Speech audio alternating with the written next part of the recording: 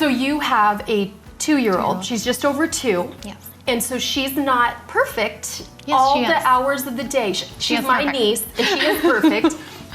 Actually, I hate to admit that you've said, Sonny, she is like, you know, Being naughty? not being naughty. Like, and I go, no, I'm thinking she's fine. That's all of our fault for not giving her what she wanted. Especially because it's really fresh, because she's literally been perfect for 2 years and 2 months. And now you're going, there's times that she's just throws a fit. Yeah. How are you dealing with that? Because I think every mom feels alone. They feel ashamed. They feel like everything was going great. And I thought I was doing a great job. And I've watched you and Brian, and you do a great job. Like, you absolutely have studied it, have prepared for it, have prayed for it. You've kept a peaceful, godly home. And then you look at each other and go, what is she doing? Why is she so mad right now? How are you dealing with that, honestly? Yeah, so I talked with Pastor Lori probably 3 months ago. She caught me at the exchange, and she said, hey, Susan, I want to mention something to you. And it felt like it was a definite God moment. Like, God was like, okay, you've had a rough few days with Magnolia, and then of course leave it to Pastor Lori to say, I just need to share something with you. So she said, I just want to share something with you. She said, I just feel like I need to tell you that be watching for women in your life that, you know, are adults, obviously, and they have kids that are preteens, teens, and even adults. And she said, you look at their lives, you look at their kids, and you go, wow, like, they're really great kids, they're really great adults. And she said, and pick their brains. Like, even now, even though you might go, well, their children are 22 and 24, start asking them questions. How did you discipline? How did you handle this? And so I love that, because it didn't overwhelm me. Like, it wasn't like Pastor Lori was like, here's everything. It was just like, find a few women you respect and then do that. And so there were a few women that I Marco Polo'd. And said, okay, here are my concerns. I want to know, I look at your kids, what have you done? And so that helped me to really craft my approach on how we discipline Magnolia. And then after I kind of got my idea, obviously Brian's been, you know, searching that out for himself. Then Brian and I had to come into agreement that we trust each other, that in those moments when he's dealing with Magnolia, I have to go, I know that Brian knows how to handle this. And I know on the spiritual side, I know he hears from God. So I have to trust that he's going to know what to do. And, you know, same for me. So that, as far as disciplining, has helped us craft that. Is I trust you, Brian, right now, and you trust me when it's my turn to have to step in. And then on the flip side, this is something I feel like I'm learning, and I think it's because of what we do with iHeartWorld. We call it the strength-based approach. And what that means is you find the strength in somebody. So for example, an adult, you might meet somebody, you're like, my gosh, they're type A, they're super rude, they always know what's the right answer, they can make a decision like that, I can't even stand them. The strength-based approach would be, I absolutely love how when I'm with you, like, I feel so secure because you're so confident that everything's gonna be okay. I love that, like, you never seem fearful, and I love that about you. So that's a strength-based approach. And I feel like that's something I'm implementing with Magnolia, and as a parent, is when Magnolia does something, like, she is very vocal and she'll walk into a room and be like, you know, like, she's here, but sometimes she walks in and it's a scream like, I'm here, like, you know, notice that I'm here, that I've used a strength-based approach to get down at her level and say, Magnolia, you are so brave. Mommy loves that you walk into a room and you're so confident. Or, you know, if she's yelling, like screaming at me, rather than me getting in her face and saying, Magnolia, stop screaming, I'll get down at her level and I'll say, Magnolia, I hear you, but I need you to use your words. Mommy likes that you can use your words. You're so good at talking. And then she'll kind of start talking. So it's a yes, not a no. Yeah, it's just, I'm glad that you can use your words instead of screaming. And then it's a strength-based approach of, look how you can use your words. Look at the big words you use. So wow. That's that. I need to use that now. with my teenagers, the strength-based, because there's a lot of parents who go, I am raising a strong-willed child. But that's gotten a negative connotation. I mean, Dr. Dobson wrote that book about me, and my mom our mom read it and said, oh, the strong-willed child, that's Sonny. And then I grew up and I turned out okay after lots of rocky times. But look at the leader that you are. Yeah, and I was a leader. And my kids are leaders. Like they're Sean and Sonny combined, and we see that in both of them a lot. But if I looked at it as a strength-based, they're not strong-willed, or they are, but why are we making that like that strong-willed child? Yep. Well, Why is that a negative Why is thing? that a negative? So I love that shift. I think that would change everything. You know, because Aubrey always was like, why? Or she needed to know why. And that's such a problem when they're a toddler. You say, don't touch a stove. Why? And you're like, seriously, because I said so.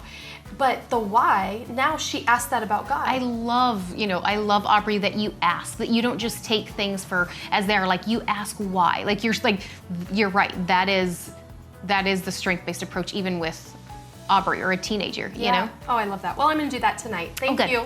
So, self-care. Self-care is something that I'm really striving for this year. And it's this tension between wanting to hustle and work hard and develop things within iHeartWorld and personally, like things that are in my heart that I'm like, this year I'm gonna accomplish this. Or in this year with iHeartWorld, we're gonna develop this. But then I feel the tension of like, oh my gosh, but I want to end the year not exhausted. And so I feel like you have a great balance on leading, inspiring people, being very present in your work, but your ability to also know how to rest, to have self-care, how to do things that fill you up. So I guess share with me, how do you do that? And the reason I say that is sometimes I feel the tension, again, of, oh my gosh, like, is it okay that I take part of my morning and I sit and paint my nails and I read my book for 30 minutes and, you know, maybe I take 15 minutes longer and do my makeup. There's this like, oh, like, should I be doing those self-care things, or should I like not do that and I just need to get to work and I need to hustle because really, does God really want me to enjoy those things that like make me feel centered, make me feel peaceful, make me a better mom and a better wife? So a long story to say, what are your thoughts on self-care? How do you manage both? Well, I think when you have a passion and a calling and a mission, it is a tension to manage, so true. Because you have this call and desire to reach people, and every second that we waste, we're wasting. Yep. That's what we think. I've realized that if I don't reach my own kids in my own home, then trying to reach the masses can end up with, I reach some people that may not remember me in 10 years, and I may not remember in 20 years, but my kids aren't around because I focused on the many. Yep. And when you bring it back to home, you begin to realize, I live in my home, so I have to be good so I can be good for my kids. So me doing my makeup or taking time on my nails or going and getting a massage is not just for me. It's for Isaiah and Aubrey and so Sean, because true. I come back and I'm just like, shoulders are down, and Yeah. I'm like, oh, that was awesome. And that, I don't share that stuff because I think there's some shame and self-care that Yes, shouldn't be there. totally. If I put every time I went and got a massage, because I had a little membership that I could get one monthly for a discounted rate. Had I shared, which now everybody knows, that I got a monthly massage, like, oh, just had it, I know that I could be like, oh, I should, you know, I just heard this story about this mom struggling to give, you know, Christmas gifts to her kids. I went and got a massage. I shouldn't have. Well, I don't have to live life all on social media where I'm thinking about the shame of that or posting it and then wanting to take it back. It is just something I need to do, because when I'm refreshed, I also then become more generous. And then I might open up my own pocketbook and go, I'm gonna put some money towards that GoFundMe, or I'm gonna send this person a gift card because I just feel so good. So sometimes I think we need to realize, to reach the masses, you have to be so good, which takes so much work. So I schedule it in. I don't share when I'm having me time, because that might be a Friday when everybody else is off work, or it might be a Monday for 3/4 of the day when everybody else is working. I don't need to share that.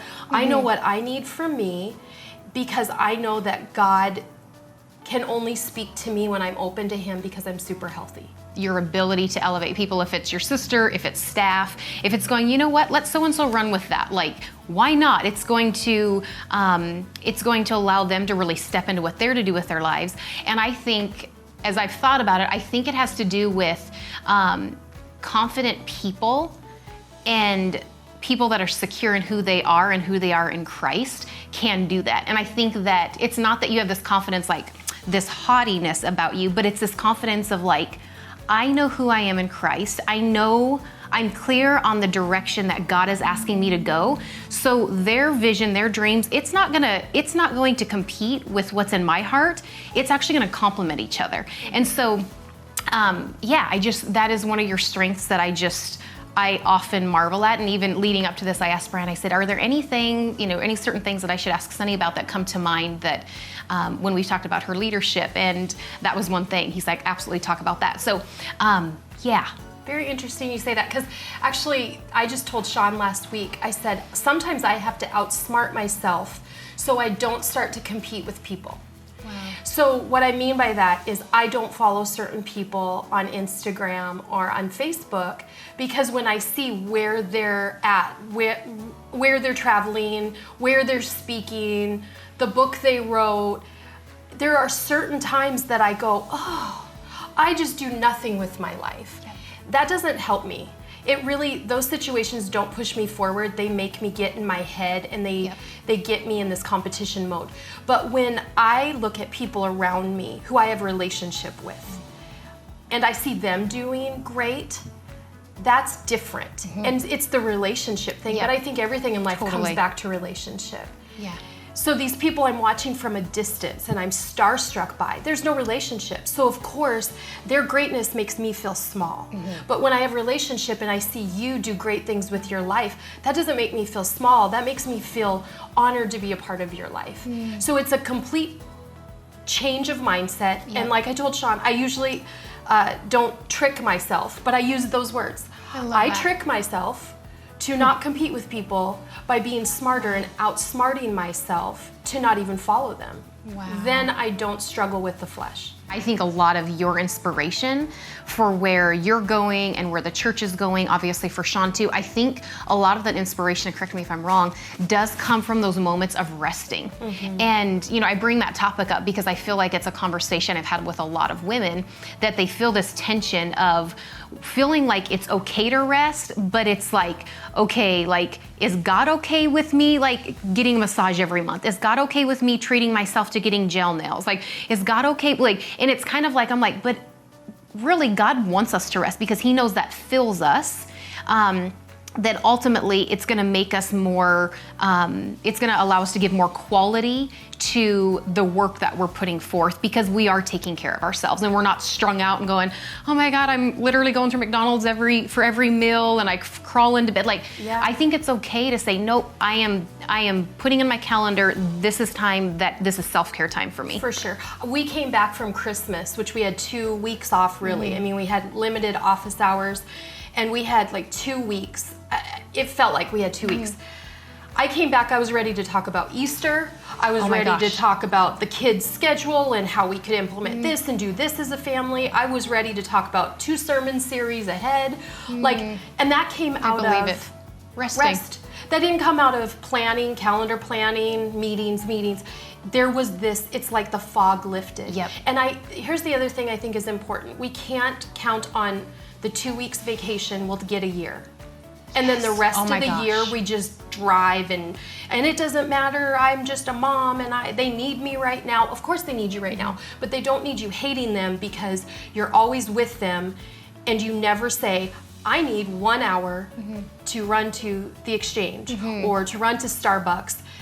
I used to go to Starbucks at 8:48. They closed at 9. We lived in Houston, Texas, and I knew from when Sean, we got the kids to bed, or, we had spent our time, and I was like, okay, I need some time. I knew by the time I drove to Starbucks in Houston down the road, I would get there about 8:48. It closed at 9. I'd still go. Because it was just the drive and the sitting for a few minutes. I'd sit there. Sometimes I'd open my computer. I didn't even have time to log in.